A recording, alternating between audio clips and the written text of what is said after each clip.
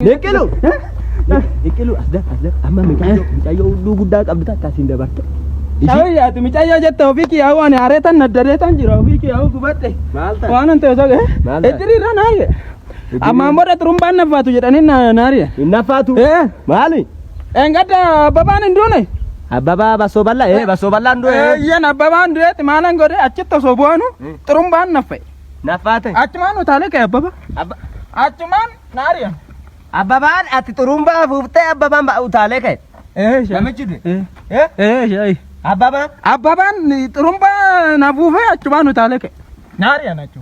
Ante na fuuftati akka ajaa'ibaatti afuufta na afuuftee na afuuftee kayasi. Shayi sisa. Nama afuuftuun beektu. Sisa akkasa dheetani. Sisa akkasa. Nama filatture. Likiskis jedha. Haalan godharee hundumatu akkasaanis akkasu shayi. Haalan godharee saaksiidhaan malee hin ta'u barana.